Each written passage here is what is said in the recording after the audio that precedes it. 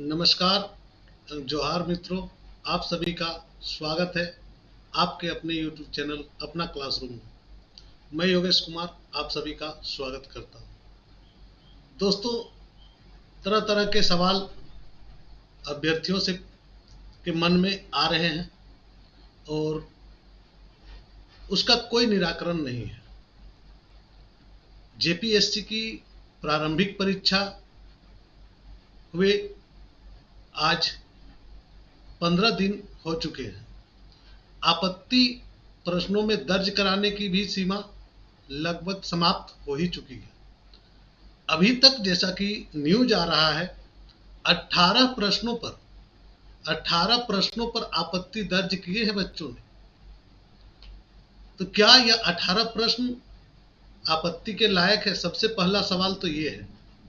और ऐसा है कि किसी भी पब्लिक सर्विस कमीशन के इतिहास में इतने प्रश्नों पर आपत्ति एक अनोखा बात है। दोस्तों, आज मैं आप सभी के सामने कई सवालों को लेके आया हूं जो इस चैनल के माध्यम से जेपीएससी तक पहुंचाना आवश्यक है। आप सोच रहे होंगे कि अभी तक रिवाइज आंसर की क्यों नहीं जारी की गई, क्यों नहीं जारी कर पा रही है जेपीएससी नई उत्तर कुंजी। क्या उनके पास एक्सपर्ट्स नहीं है जो इतने आपत्तियों का निराकरण कर सके? और अगर है तो इतनी देरी क्यों हो रही है? इस प्रकार की देरी से अभ्यर्थियों की मन में कई प्रकार की शंकाएं जन्म ले रही है। जिन्हें मुख्य परीक्षा की तैयारी करनी चाहिए वे अभी भी सोच रहे हैं कि मेरी जो सिलेक्शन है वह सुनिश्चित है या नहीं। क्या मैं प्रारंभिक परीक्षा पास कर पाऊंगा या नहीं कर पाऊंगा? दोस्तों, अभ्यर्थियों की यहाँ पर कोई गलती नहीं है और किसी प्रकार की गलती अभ्यर्थियों की नहीं दिख रही है। अभी तक जैसा कि देखा गया है, जेपीएससी ने जितनी भी परीक्षाएं आयोजित की है सभी परीक्षाओं में कहीं न कहीं त्रुटियां नजर आई है।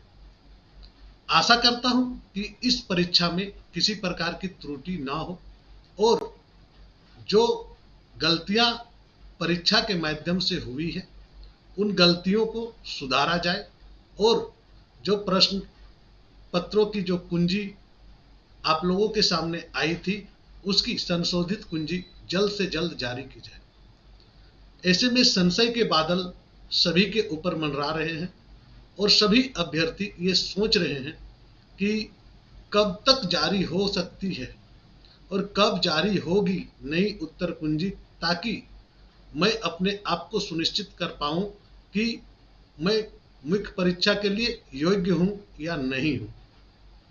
फिर भी आप लोगों से एक बात मैं कहना चाहता हूं कि आप सभी मुख्य परीक्षा की तैयारी पर जुट जाइए, क्योंकि अगर 7वीं जेपीएससी या कंबाइंड जेपीएससी में आपका रिजल्ट नहीं हो पाता है किसी कारण से, तो आगे जो जेपीएससी की परीक्षा होगी उसमें आप फिर से ये चीज का दोबारा सोचना आपको ना पड़े। मैं जानता हूं कि आप सभी की कोई गलती नहीं है, क्योंकि आपने अपना बेहतरीन प्रदर्शन किया है। हालांकि कई प्रश्नों के उत्तर में आपत्ति है, परंतु जेपीएससी से आशा करते हैं कि जल्द से जल्द जेपीएससी इसकी सुधार कर नई उत्तर कुंजी आपके सामने लाएगी और उत्तर कुंजी जब आ जाएगी तो आपकी परीक्षा जल्द से जल्द होगी। क्योंकि यह माना गया था कि रिवाइज आंसर की जल्द दे दी जाती है। नॉर्मली जेपीएससी में पिछली बार 2 दिनों के अंदर ही 2 दिनों के भीतर, यानी कि जो आपत्ति दर्ज करने की तिथि थी उस तिथि के 2 दिनों के भीतर ही रिवाइज आंसर की जारी कर दी थी। परंतु इस बार ऐसा अभी तक देखा नहीं जा रहा है। तो हो सकता है कि जेपीएससी आपस में मंथन कर रही हो। लेकिन इतना जान लीजिए कि जिन अभ्यर्थियों का भी 100 प्रश्न सही है, यानी कि 200 नंबर जिनके आ जा रहे हैं दोनों पेपर में मिला के, तो वे मुख्य परीक्षा की तैयारी करना आरंभ कर दें।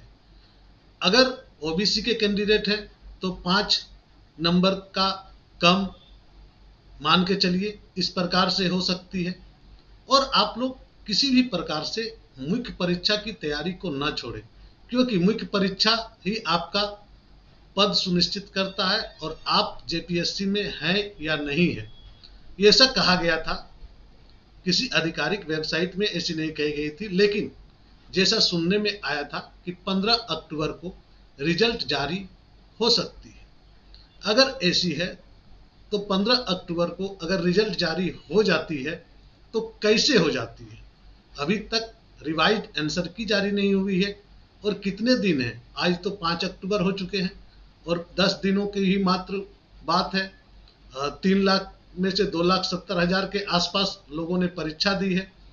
हालांकि मशीनों के द्वारा सारी जांच होती है, हो सकता है जल्दी हो जाए, परंतु जेपीएससी की कार्यशैली को देखते हुए यह कहना एकदम से कठिन है कि 15 अक्टूबर तक रिजल्ट जारी हो जाएगी।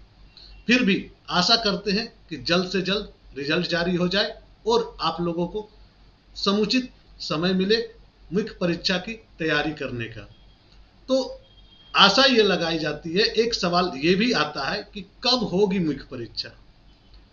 देखिए, मुख्य परीक्षा अगर जेपीएससी इस तिथि पर यानी कि 15 अक्टूबर से लेके अगर अक्टूबर लास्ट वीक तक भी रिजल्ट जारी करती है तो जानिए कि आपका उसके बाद फॉर्म फिर से भरने का डेट दिया जाएगा। उस आधार पर आपको 1 महीने की समय लगभग मिलती है और 1 महीने की समय के बाद स्क्रूटनी या आपत्ति जो है वो दर्ज होती है। उसके पश्चात आप देखेंगे कि नवंबर बीत गया, दिसंबर पे एग्जाम्स की जो है प्रक्रिया आरंभ होगी। जनवरी का पहला वीक में जैसा कि आप लोग देख रहे हैं कि यूपीएससी की मुख्य परीक्षा है 12 तारीख से लेके, इसके बीच में आपकी परीक्षा नहीं होगी, तो जनवरी लास्ट तक आपकी परीक्षा संभावित हो सकती है। दोस्तों, ये चीज़ें आपको जानना आवश्यक है कि आप अपना अभी से सुनिश्चित कर लें कि कौन सा आपका लैंग्वेज पेपर लेना है, उसके बाद किस किस पेपर के किस किस पार्ट में फोकस करना है, ताकि आपकी रिजल्ट कहीं ना रुके।